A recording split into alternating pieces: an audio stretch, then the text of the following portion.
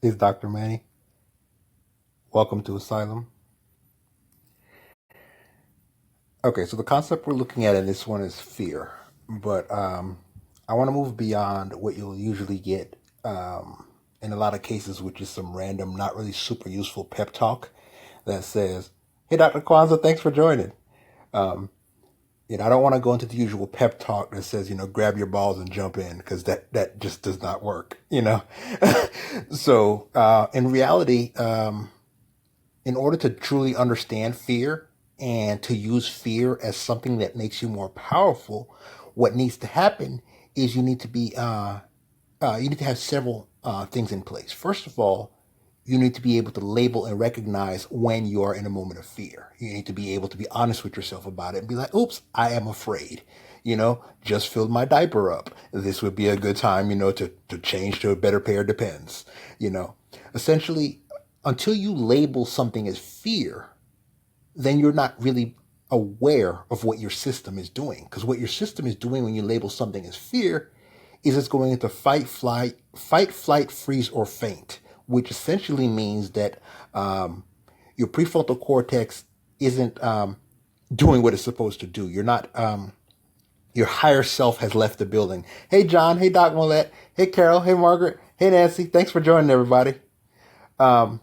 So, with that awareness, you want to be able to say to yourself, okay, I'm in a scared state. So if you're in a fear state and you label it, from there you're able to observe your actions. A lot of times they say in the mindfulness literature, disidentify, dissociate from mind. But you want to do it willfully.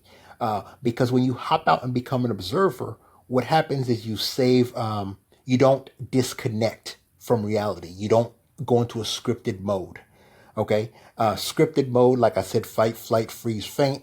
It's all amygdala. So you're doing these things that are no longer connected to the environment, to the truth. Basically, imagine someone in a swimming pool and they're just panicking, flailing around.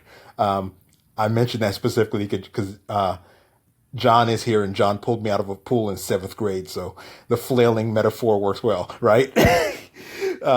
Yeah, John pulled me out of a pool party in seventh grade.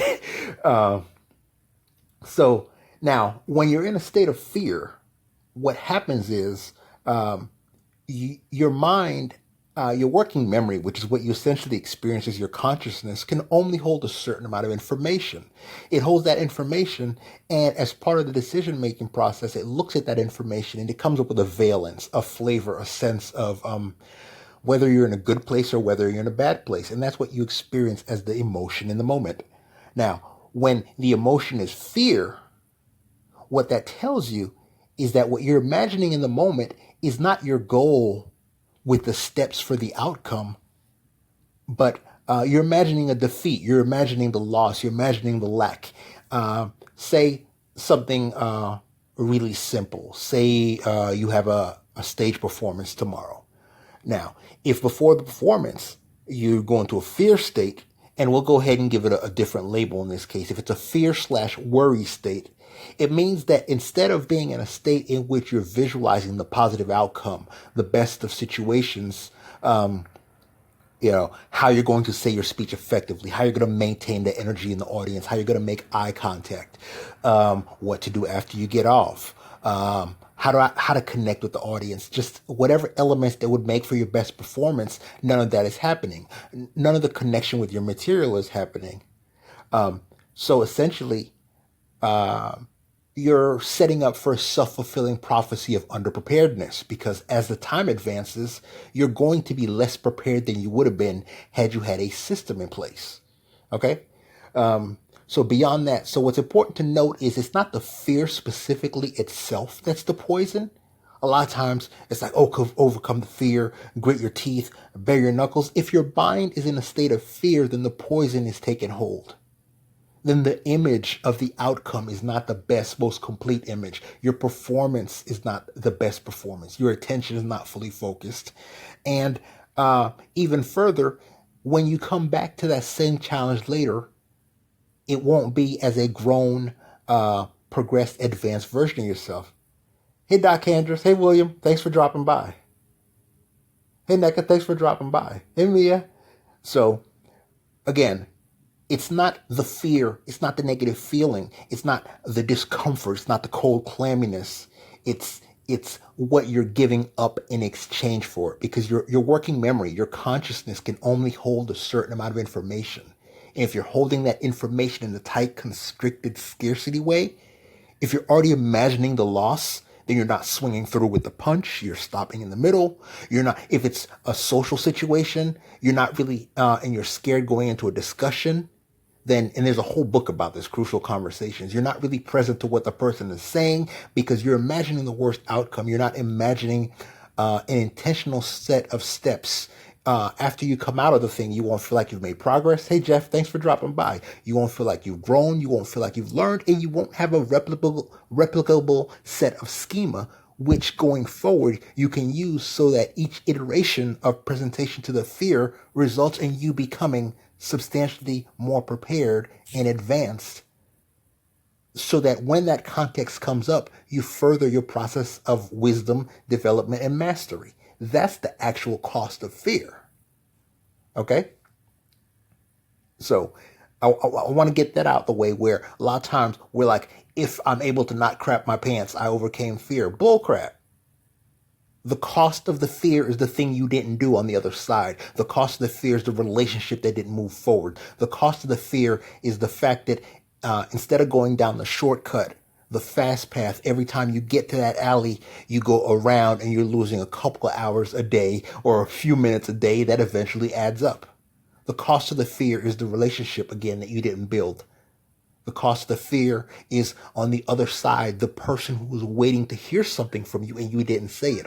All of those things are things that happen in the prefrontal cortex: the empathy, the compassion, the gratitude, the welcoming, the deeper learning, the identification, all those elements. When you go into the fear mode, your hippocampus pops off. You disconnect involuntarily. And as such, you still record the implicit memories. You still get the fear feelings. And guess what? Your unconscious mind is still going to be triggered by those environmental aspects, but you won't recognize it as a fear memory. You will experience it as present danger amplified and distorted, such that instead of reacting to something that could be relatively simple, you're not only going to run away, but you will have learned a lesson so as to keep a safer distance, not just from that item in reality, but even from that set of thoughts within your semantic and mental space. You've immediately disempowered yourself. You've weakened yourself. You've constrained your consciousness. That is the working of limiting beliefs: fear, guilt, shame, jealousy, any negative emotion, except for anger. Anger will get you to do a mindless advance where you end up doing damage and sabotage that you have to go back and repair. And ironically, anger is a place that feels more powerful than fear. So a lot of times when people have the fear signal from the environment, they reactively go into the anger mode. Okay? That's the fight aspect, the fight, flight, freeze, faint. Now, if that's not the right approach, what is the right approach? Okay, so again, the first thing to do is to label it and admit. In our culture, a lot of times we mistake bravado for courage, and we do a reactive response, not even response, a reaction, because I prefer the word response to be goal-directed, in alignment with your values, something honorable that you will enjoy telling the story about later, something that in hindsight you were present for. It hurt, but you stayed around, you stayed present, you didn't tune out, you didn't flail out. You didn't let the amygdala get hijacked. You didn't have the amygdala seizure. You stayed present. And as such, the next exposure, you're able to get a little bit better, a little bit bolder, a little bit more determined that whatever's on the other side of that fear is a part of your destiny. That is the mechanism of the courage aspect. Okay? Now, what happens in that courage state is less fears in your mind. So remember, working memory is constrained. They say you can hold 7 items in working memory. The reality is that 7 items if you're deeply interested in it. You can hold 7 items of your fetish. Okay?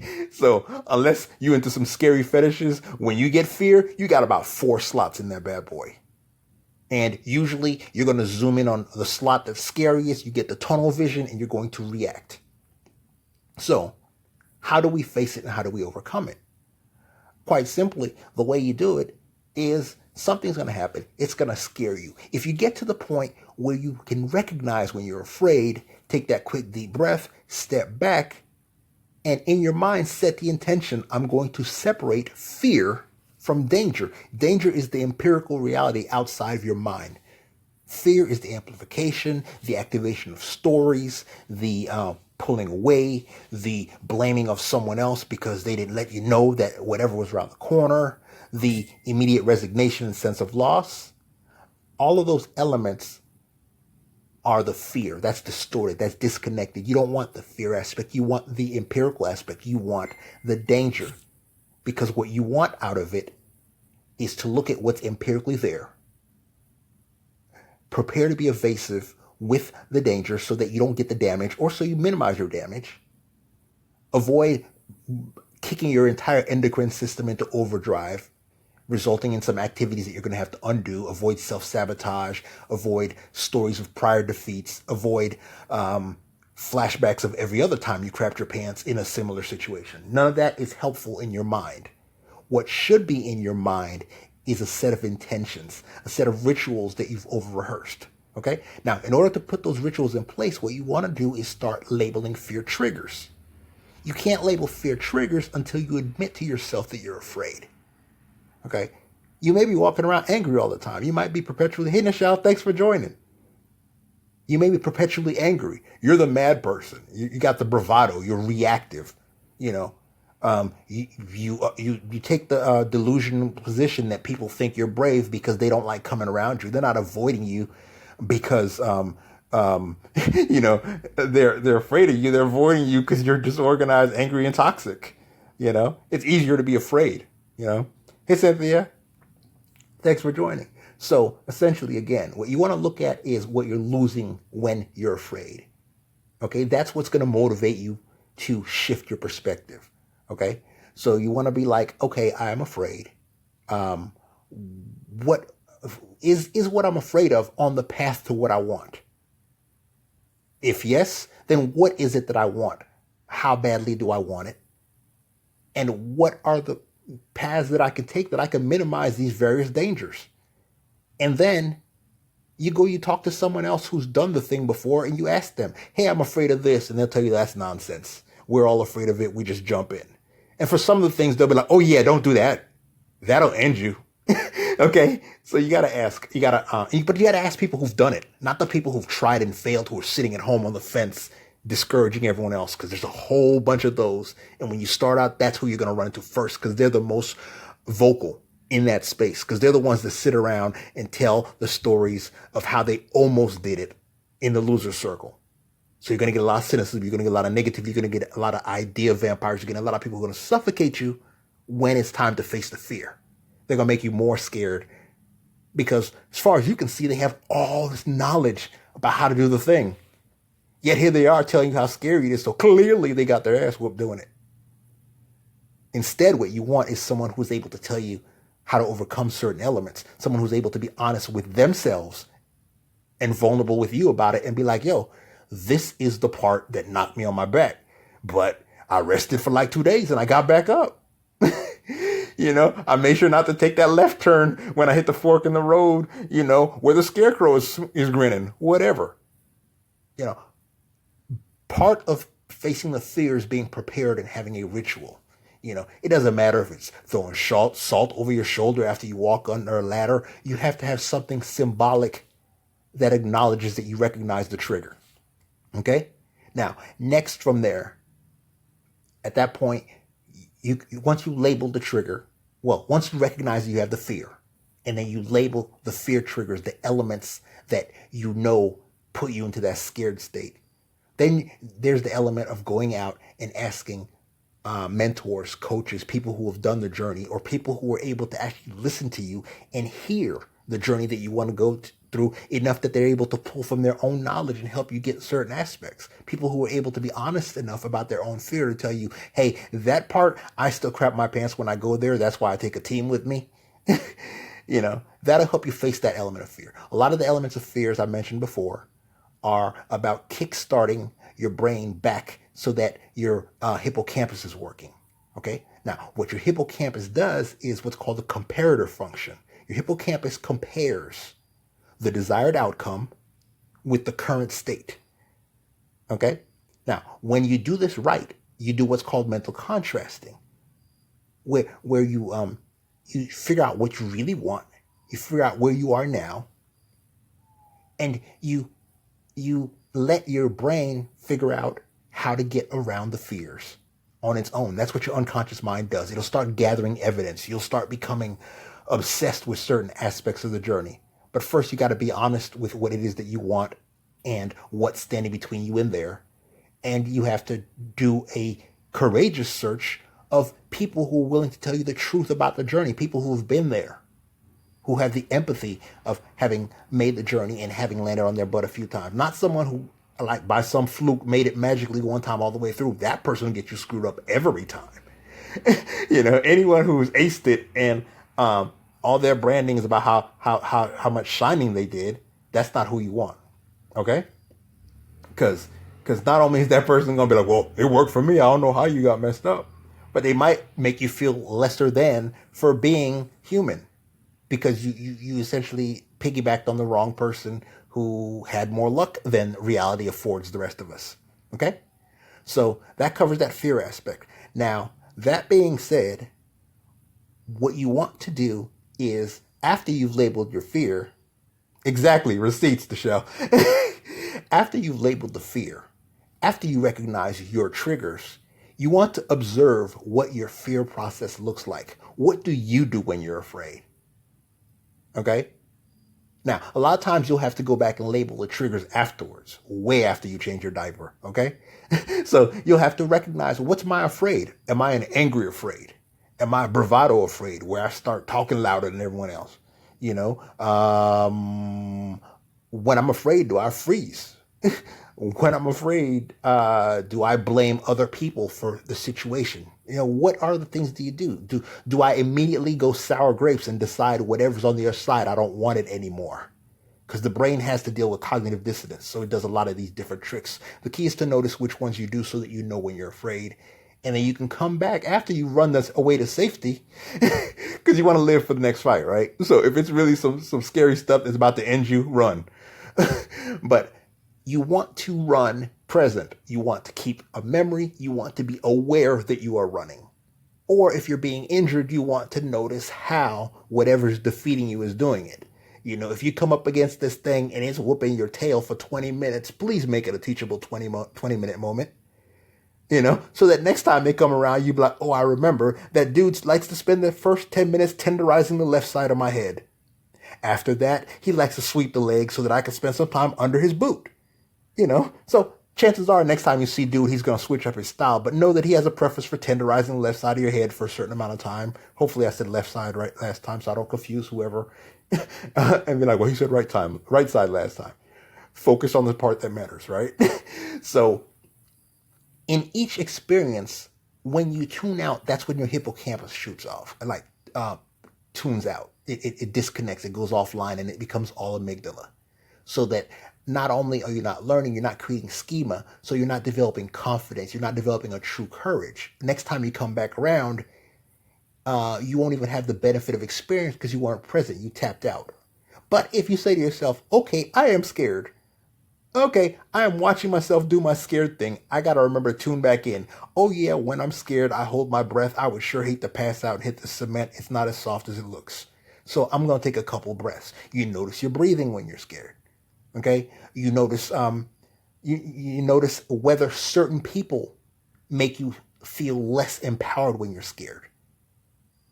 Mayhaps when you go into your fear mode, you start hearing the conversation you had with the last person you spoke to before you went in. Maybe you're the kind of person that you're going to realize that you need to have your fight music for about 30 minutes beforehand, and you need to not call person A, person B, or person C, because as much as they love you, they be discouraging as hell.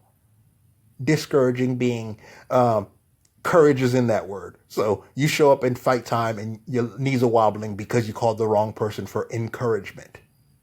Okay? And remember, courage is like French for cœur, which is heart. So there's all kind of heart metaphors there as well. Okay? So that's a whole deeper set of metaphors that I won't get into in this discussion.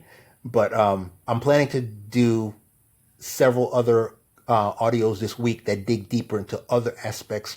But the fear is the most important part, because before you can overcome the fear, you can't even flip into rehearsal mode. You can't even later on pull back your memory tapes.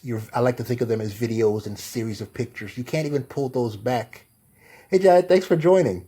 You can't even pull those back so that you can improve, so you can change what you said in the conversation, so you can adjust for better outcomes, so that you can even say you were there, got the t-shirt. Okay? So that's the importance of the presence. Now, even more important is that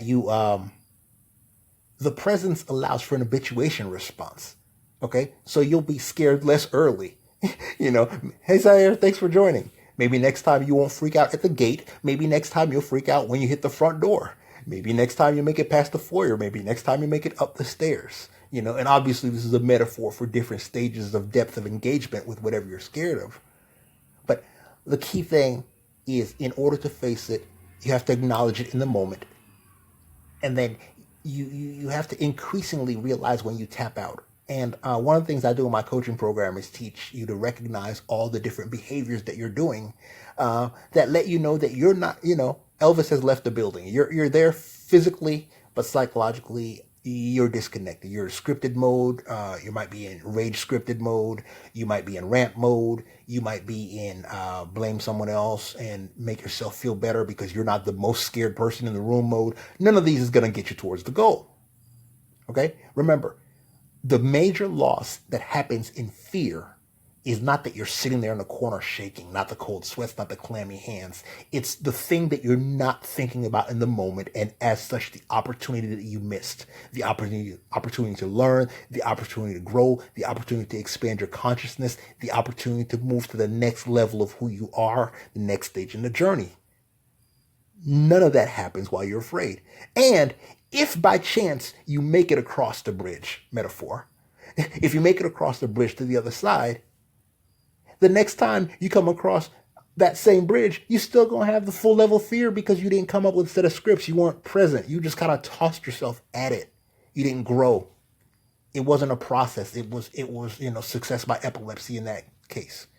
Now, what happens then is when you don't have that story in your hypothalamus, when you haven't done that, so it hasn't gone up to your neocortex, when it's not in your deep complex stories, when you don't have something that you remember that you can go back and joke with friends about, rehash, rehearse, collect more advice about specific stepping stones and breadcrumbs along the way. When you don't have that, you may be part of the group that claims to have completed the thing, but inside there's a sense of imposter syndrome. There's an incompleteness there.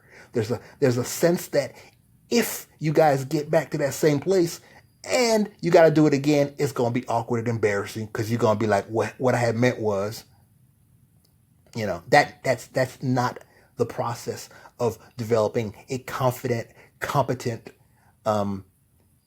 progressive approach to facing your fears.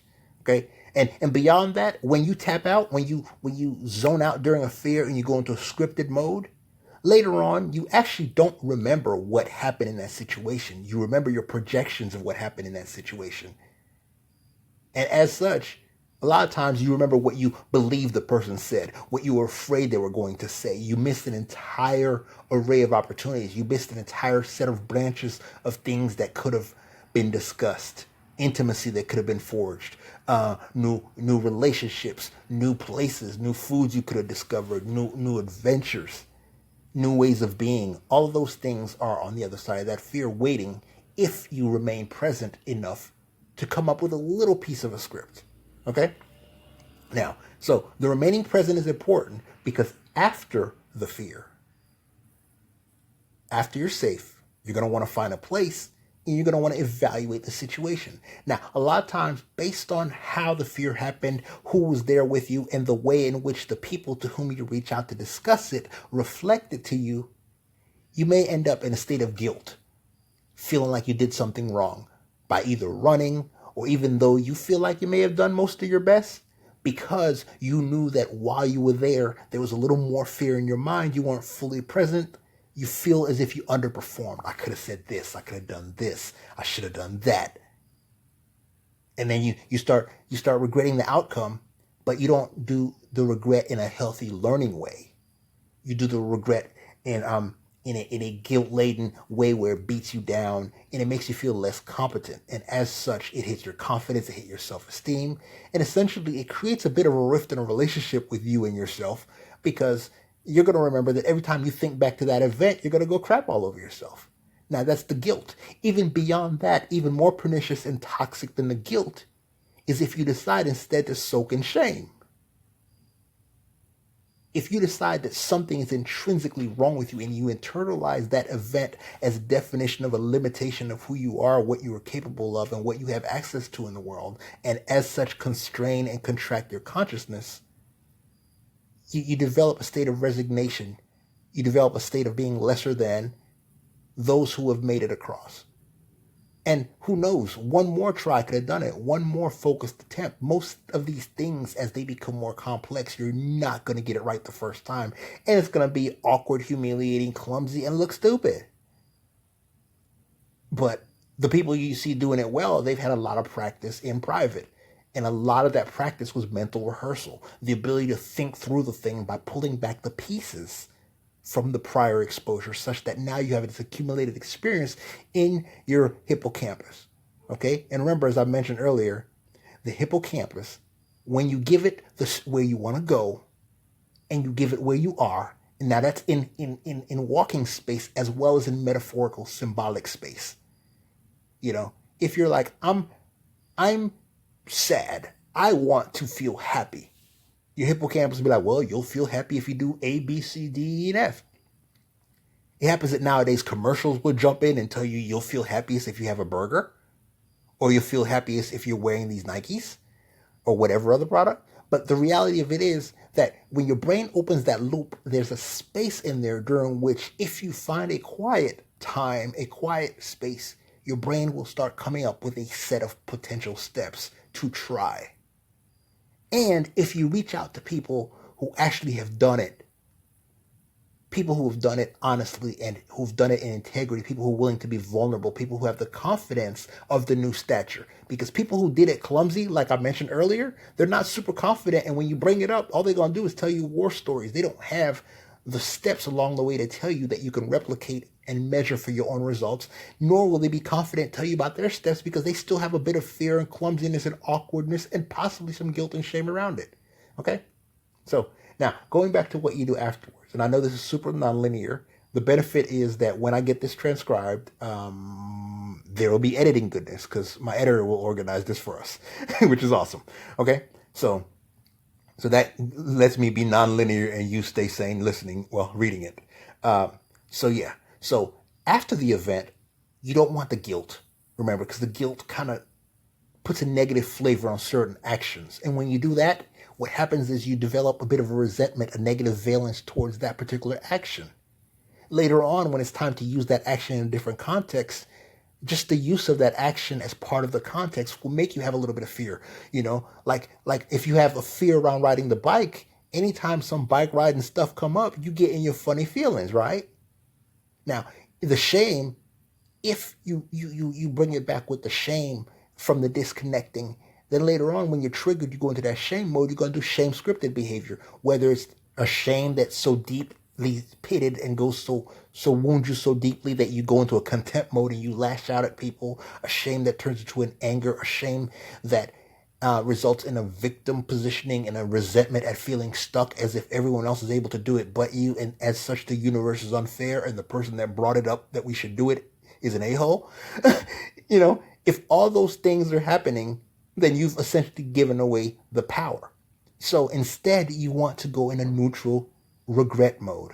I regret this happening. Now, this uses your brain's automatic software because your brain automatically has error-related negativity where it controls the difference between what you expected to happen and what really happened. And I mean this beyond words. I mean, this is why if you reach for a doorknob and it's and it doesn't open as lightly as you think, you're able to turn harder. These are feedback loops that don't involve the stories and the negativity. When you get rid of the guilt, you get rid of the shame, what you're doing is you're tapping you're pouring all of your energy instead into some self-flagellation into actually deconstructing the problem. You're allowing that mental contrasting to take place where your subconscious mind, your unconscious automatically figures out different paths to adjust from here to get you from here to there.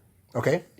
Now, usually what you want to do is you want to create a set of rituals again, and you want your ritual to involve, first of all, recognition, labeling. This is fear. I am afraid.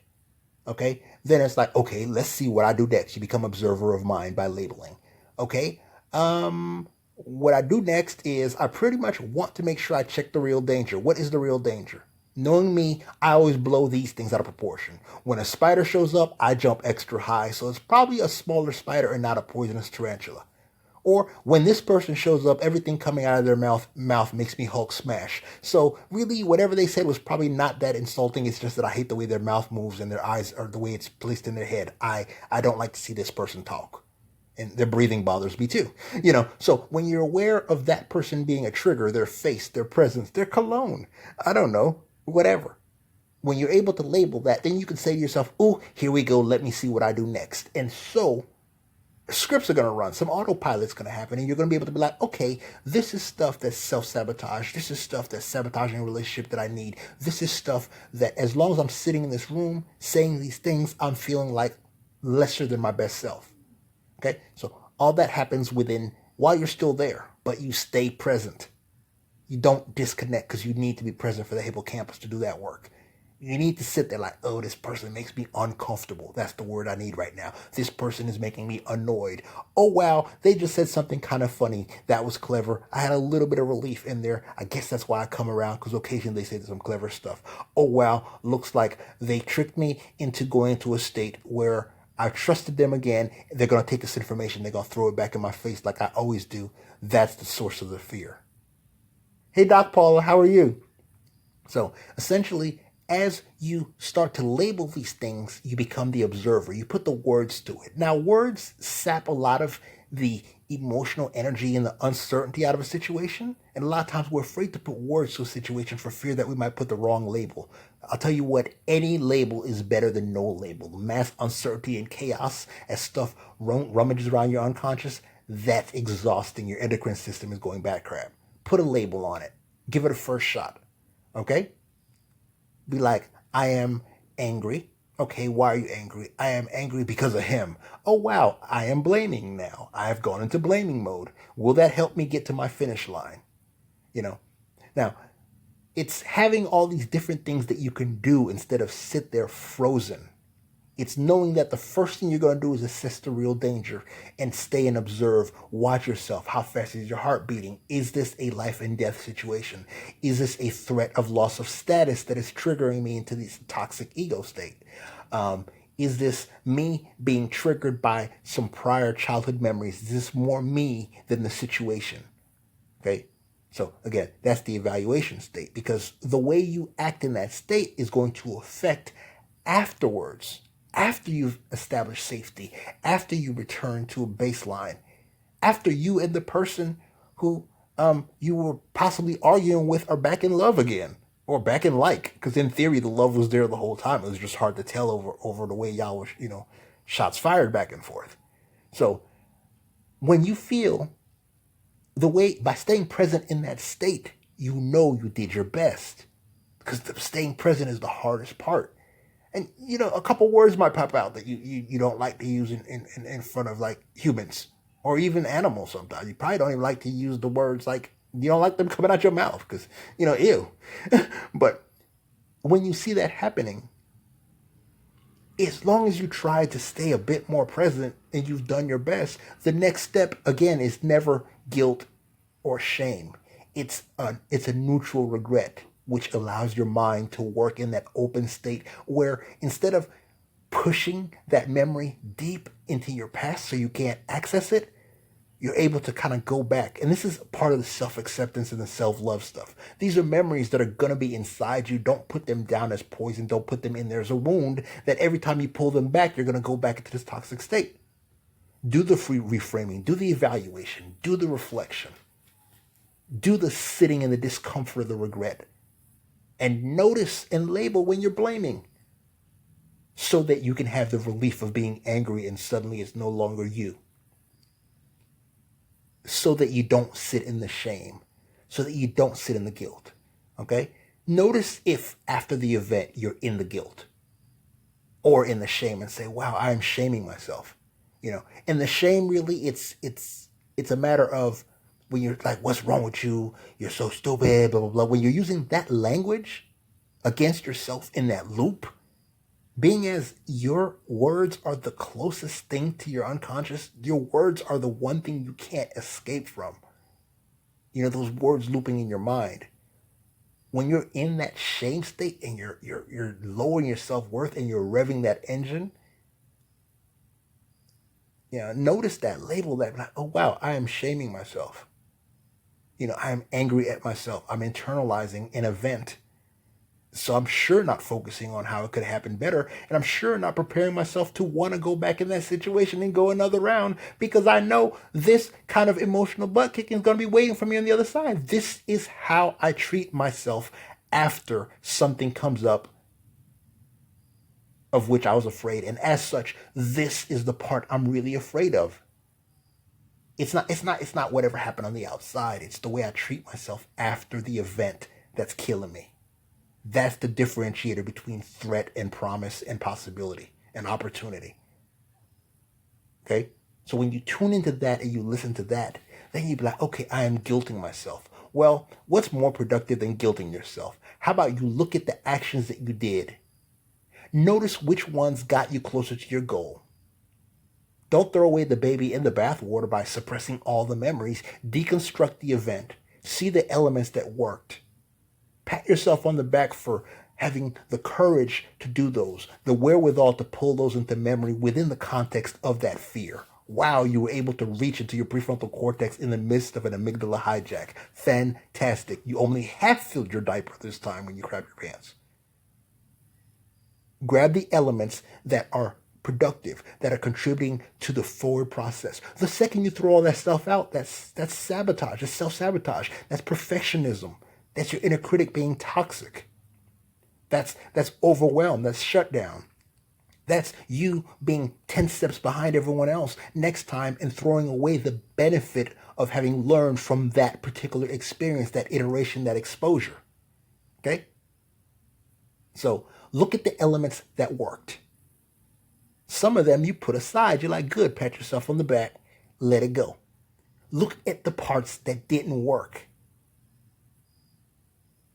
What are the context cues? What are the things that when they happen, you are doing the wrong thing in that moment?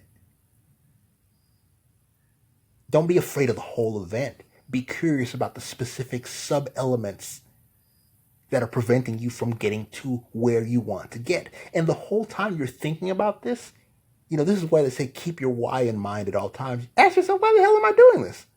If it's something scary as hell, be like, I'm doing this for my kids.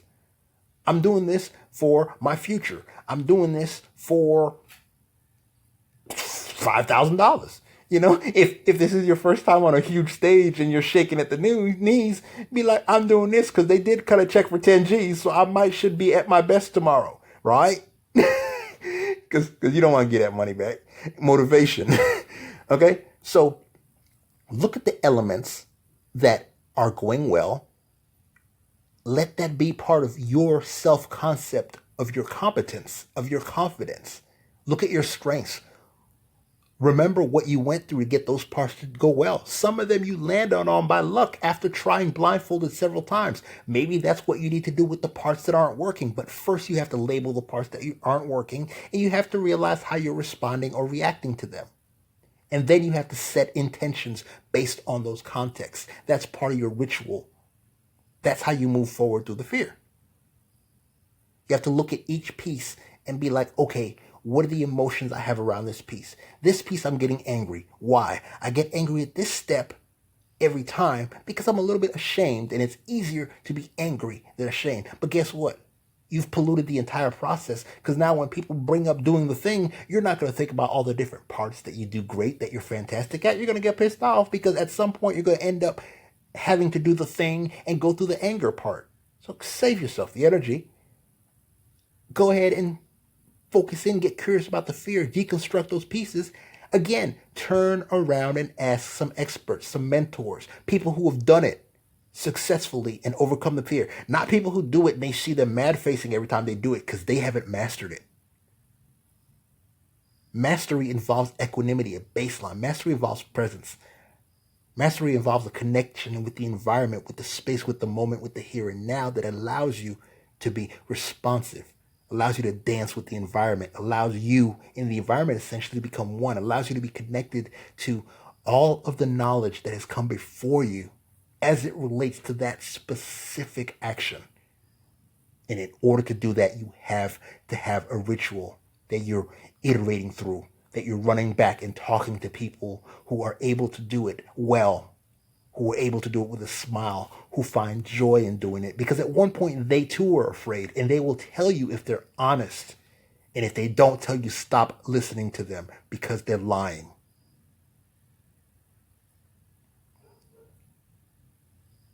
So those are the elements of fear. Now, if you want to look at some of the structural components, this is run long already. So, just Google some of the work with the locus coeruleus. And over the last few weeks, I've been sharing some articles about locus coeruleus and like the role of norepinephrine, where it plays a role as far as switching back and forth between fear-based learning and fear-based and unlearning fears, which allows you to assign contexts, which is another word for triggers, assign context to goal-directed outcomes as opposed to amygdala hijack-based epilepsy and flailing like a gazelle on crack. Okay? So later in this week, I'm going to be looking into certain elements of projecting into the goal, setting up the narrative, binding it to your identity, making it a habit, looking at some elements of scarcity mindset, abundance mindset. What else? I've got various things along the path that we'll look at over the next few days in these audios. I don't know what time of day I'll do them. I do them when I don't feel like writing anymore.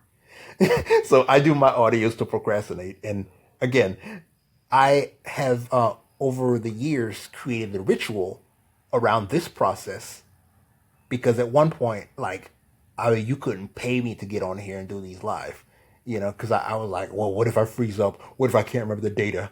What if, there's a whole long list of what ifs, most of which I don't remember now, but each one was like a mountain beforehand. At one point I used to sit up and write, scripted stuff and rehearse it before I would get on camera or whatever. But then I get on camera and I'd be like straight zombie faced, and I have resting bitch face if I'm thinking too deeply. So if I'm not engaged in the stuff and I'm not having fun, you're going to see these frowns, right? So, I had to create a ritual around it, around each aspect. I'm sensitive about my art choice. So, hey, Robin, thanks for dropping by. So I had to create a ritual where I know that I go and I pick a piece of art. I pick how I'm going to title this. And I acknowledge that I'm sensitive about my art choice, and over the years, I was able to improve the art that I choose for my work by going into, I went and talked to some mentors, and they were like, hey, Nisa, thanks for dropping by. I went and talked to mentors, and they were like, well, you overcome that fear by learning some mythology, some symbolism, learning what is deeply and intrinsically human, by overcoming the fear of people laughing at you, by overcoming a fear of rejection, by realizing that people who truly want what you have to offer aren't in the process of nitpicking everything that's wrong with what you're doing. They're in the process of trying to absorb that which you provide them, which is useful. They're not in the, so I got to make sure I stay in the same train of thought, right? That's one of the things that I had to learn to do as well, is set mile markers so that along the way I can give you each element and pull up the stories and not get entirely lost in my rabbit holes. So you have to create the ritual, and each part of the ritual, you have to be present to the feelings that go with it. See if that's where the fear is hiding. like I said, at one point my fear was around, okay, will I pick graphics that people don't like? So I'm a reactive dude. I basically became the kind of person where, hey Nico, thanks for dropping by. I became the kind of person where I decided that, and this happened to be young, where I realized that people who want to be offended are looking to be offended. And as such, I'm going to go ahead and help them out with it. Because I've been the kind of person, I'm going to say precisely what I'm thinking. I'm not going to hurt nobody's feelings. But you're going to be a grown up in these conversations with me, right? And if you're not my target audience, and you probably ain't going to buy anything I'm offering anyway. So, you know, so I became aware of that context. Now, I'm telling the truth, Michelle, you know me. Spot the lie, right? So the way I learned to overcome that fear of what people think is by digging deeper into my vulnerability and then staying present when people would say these insulting things that were more reflective of the darkness within them and their inability to hear multiple perspectives. Like over the years, I've gotten used to random strangers jumping on my Facebook and following me. And then within 2 days, they have an opinion. I'm like, yo, I've been writing like this since I was a child. So you gonna get offended. You got to face that fear. So that's how I overcame some of those elements. Now, to be honest, if I'm away for a while, like the fear returns. So an important aspect, hey Janet, an important aspect is to maintain the momentum, maintain the positive emotions that you've rehearsed within this space. Maintain an awareness of the things that could go wrong. Tim Ferriss has this TED talk about fear that's awesome, where he has a ritual where he lists the things that, what exactly are you afraid of? And beyond that, what are the worst possible outcomes? Like, you want to write it so bad that like you're sitting there like, ready to like blow cookies. I won't be leaving y'all. Where would I be going? Shall I go nowhere? I had to take a break after my little health situation, so I had to take a look as to which aspects of my entire system were putting a lot of stress on me and how I want to approach a lot of the stuff more efficiently. And that involved facing some fears as well, where it meant looking at a huge system of things that I was doing, all of which as a whole were working, but some of which were on some level grinding my gears such that I think such that it was draining me more than energizing me to be present. Yeah. So looking at later on in the week, I'll be looking at digging deeper into the infrastructure of how to create your schema, how to set intentions, how to chain your intentions, how to stay connected to your why, how to figure out what you really want.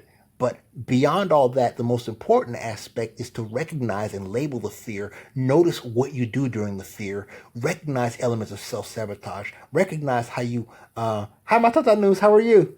That's my aunt, y'all. So recognize within the fear, recognize what you do in the fear, recognize what fear has roots in deep things in your past. Recognize which aspects involve going back. Recognize which parts involve trying something different. Recognizing which aspects of your fear are unnecessary. Don't take journeys to look courageous and go do things just to prove to people you can. I think they call that a Pyrrhic victory. It might not be Pyrrhic, but it's the victory where everything is burned to the ground and you're like, I won. And you look back and there's no team to celebrate, right? And then you got to go back and do the thing you were supposed to be doing anyway. So you want to make sure that the fears that you're facing are in alignment, and we'll look at that later in the week. I'm not sure exactly what order. I have about 5 or 6 more topics downline that once you've learned to face the fear, you're able to see more clearly what is happening in the moment. You're able to see the dangers between you and the outcome. So I'm going to look at that later in the week. What else? I think I've covered it. I could dig deeper into fight, flight, and freeze, but fight, flight, freeze, faint. But really, what I want to do is focus on the other options, which is tend and befriend, and I'll be doing that later. That's empathy, that's curiosity, that's imagination, that's creative problem solving, that's remaining present so that your prefrontal cortex is working, that's allowing your hippocampus to continue to record these narratives that become your identity story, that become the experiences that then move up to your neocortex and become those long term memories. Okay? So, I feel like for some of my med folks, I should do more physiology talk. But really, I think most of y'all are already aware of, like, the HPPA axis. Is it HPPA or HPAA? Shows you how abstract I learned my medical stuff, right? That I've reframed all those metaphors. But yeah, so that axis, locus coeruleus, amygdala work, and some of the circuitry, I may or may not dig into it deeper. If you have specific questions that I didn't address, obviously send me a direct message. I do my best to answer those. Or if you want it to be a question that we discuss here, put it in the comments.